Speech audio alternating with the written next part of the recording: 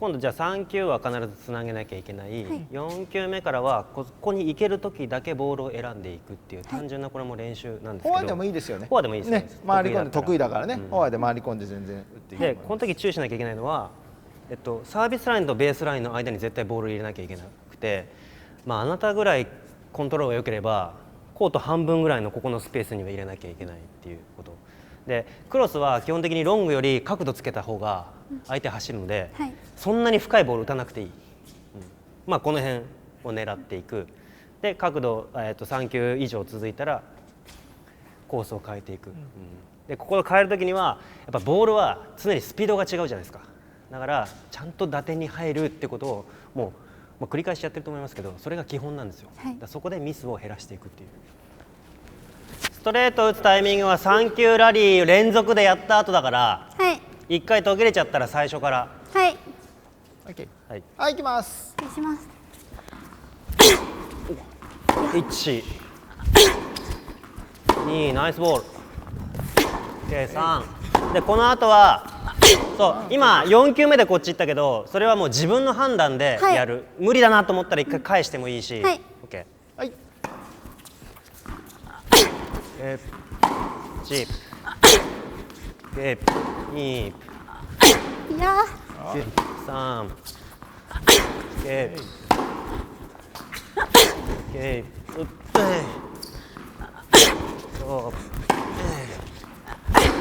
そうそんな感じ。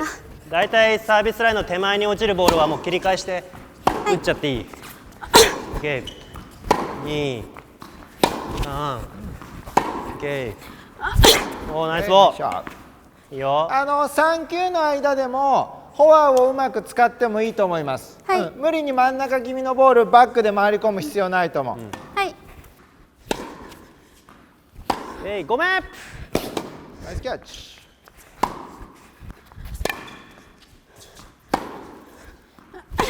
おーしょ。ナイストライ。本当にノーシードだったの？みたいよ。それ優勝するのはすごいけど。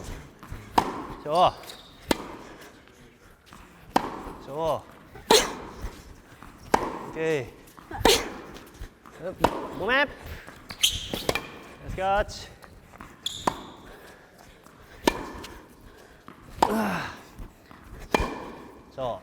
選び方がうまいな。うまいですね。見てると。ナイスショット。選び方がいいね。大概ね、3球目のあと打っていいよって言うと、無理に4球目打ったり、あとはそのストレートに打たない方がいいボールまで打ちたくなってしまったり、その見極めが分かんなくなっちゃうとぐちゃぐちゃになっちゃうんですよね。だから今ラリーしてても、小田プロのボールが厳しかったり、自分の体勢が良くないなと思ったらスライス使ったり、クロスに1回ゆっくり返して次を待つっていうことができてるから、多分試合でもそういう面はすごく想像ですけどね、そのジュニアの大会では生きてるんじゃないか。ここはハードコートですけど、インターハイはオムニコート、だったんで、そういった部分でもそういった判断を間違うとね、カウンター食らっちゃうからねオムニコートは。いつもはそんなに後ろにもいないで意外と前でプレーする回数が多い。そんなことない。いや、自分とインターハイでやった時は本当にサービスベースラインの本当に1メートルとか後ろぐらいでもうずっと本当に拾ってコートを走り回ってもう本当に回り込みをあれぐらいまで行って打つみたいな感じで。それは足がやっぱ動くんで、ちゃんとタイミングをこうやって合わせられてるから今ほとんどミスないんですよ。これが変化をつけられた時にどうかとか、走らされて体力が奪われた時に困難な状況から今のところ狙えるかっていうのはまたちょっと別問題で、そこがやっぱテーマ、相手の力を今利用してカウンターで取るっていうのは、女子ではよくあることなんですけど、ポジションを意識して打点をやっぱり常にここで取るっていうイメージで動くっていうことがシンプルに大事だと思うし、そうですね。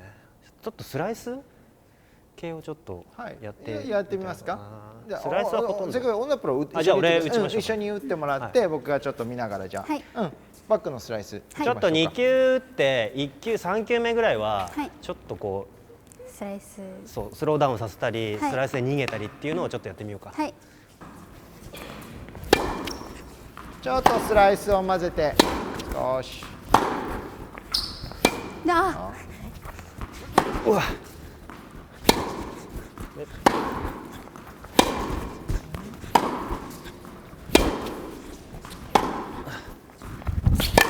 やばい、すいません。オッケー。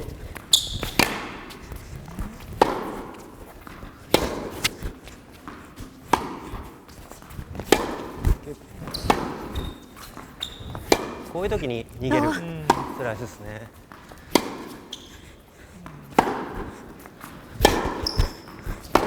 トレップ。よいしょ。ナイスキャッチ。ゲッ。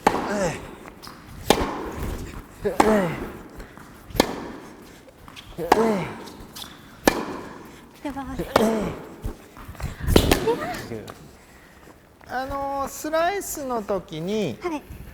バックの両手打ちが基本のところであると思うんで、打っちゃいけない弾道、いわゆる高い弾道で来るところを打つとかっていうよりも、自分の腰のレベルから低い時、もしくは遠くなった時に必要だと思って、それ以外はまだあまり使わない方がいいと思う。はい。なぜかというと難しいことをしてうまくいかなくてスライスの感覚がうまく出なかったり自信をなくすっていうのは良くないから、両手打ちの選手だったら両手でねしっかり打てる、そう打てるから、それ以上例えば浅くなった時だったりっていうところで右手のねところのこの握る圧力っていうのをもう少し同じくらいにしてゆっくり振っていい、ちょっとこうカツンって当たるの分かる、地面をやっちゃうのは、このラケットの先が自分でスピードをコントロールできてなくて当たっちゃうわけ。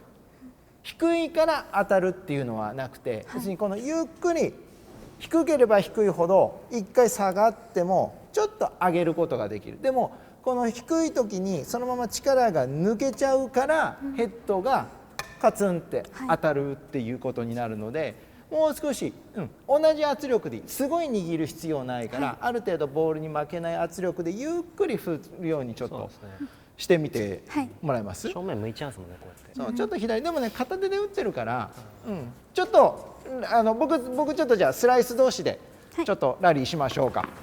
多分その方がしやすい。やりますよ。ちょっと何球か、そんなねたくさん必要ないから。OK、いきましょう。スライスでいいです。スライスでゆっくり。うわ。丁寧に。当てるところも考えてね、もう少し遠いところで。そうそうそう、ラケットの遠い部分で。そう。ナイス。一緒。そうそうそうそう。よ。ゆっくり。低いところ。いいよ。当たっちゃうのは少し最初しょうがない。はい。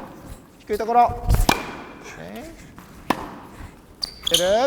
そうそうそうそう。そうそう、少し顔を残すぐらいのイメージ。そう。ナイス。オッケー。そう。オッケー。自分がすごく自信あるんだったら打って顔を残したとしてもこの感覚と面の角度で飛んでいくところをなんとなくコントロールできるわけ。少しでいいからこの左手が僕ら片手みたいに無理にすごく離れなくてもいいんで、ちょっと残ってもいいんで、残っても最悪全然これは問題ないから早くボールを見ないようにちょっとでもこの顔を残してから次のポジションにっていうだけでもだいぶ違うと思う。もともと両手打ちだからこう回る癖がついちゃう、左肩がね、左手がどうしてもこういっちゃうんだけど、足がちょっとなんだろう、こうやって構える時って僕らってここがやっぱり体重が乗ってしっかりしなきゃいけない。こうやって入って多分オープンスタンスで今までこうやって返してきたから、こっちで滑ってザーッと滑ってね。だからまあ自分の引き出しを増やすっていう意味ではこういうとこでバーって返して戻った方がいい時もあるし、それをカウンターでこうやってやって、2つ選んだ方が、スライスってやっぱねいろんな意味で有効に使った方がミスを誘えるんですよ。だから同じタイミングでパンパンパンパンで返っちゃうと相手がタイミングが良ければ自分を走らされちゃうし、走らされてるな、ちょっと一回スローダウン、一回休憩っていう意味では、そういうボールを使った方が相手のミスを誘えるんですよね。僕ねこれ浅いとことか遠いとこに打たされた時に自分がなった時にスライスで1回返して相手が逆にスライスで返すような素振りをした時に得意なフォアでグッと構えて回り込むっていうのをちゃんと目指した方がいいと思う、ただスライスで返しますっていうのはもったいないし申し訳ないけど女子の選手たちで低いボールを全部ストレートにスッて流せるっていうのはなかなかいないと思うから、どうしてもやっぱり安全に1回クロスに行ってなった時にそのところを狙って相手がスライスの格好になったと思ったらグッとこう行って自分で次もどっちか狙いますよっていうようなところまでの戦術もちゃんと頭に入れておくとこれの練習の意味がすごく出てくるんじゃないかなと思う、まあ、フォアでね仕留めていくタイプ、そこはね絶対僕は変えない方がいいと思う。やっぱりこれまで培ってきたものだし それで自信を得てやっぱりタイトルも取ったわけだからやっぱりそこをなんかバック攻められたからバックすごい練習しなきゃっていうふうになると今度フォアがおかしくなる。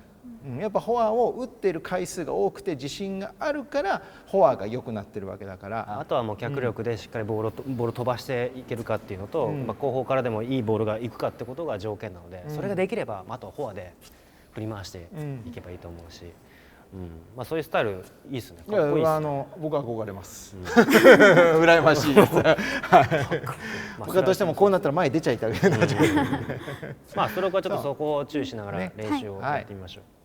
Thank you so much for watching this video. If you like this video, please give us a like. By pressing the subscribe button, you can join the Star Tennis Academy right away. Your mobile device will instantly turn to a pro tennis school. Let us know what lesson you want to learn from us. See you next time. Bye!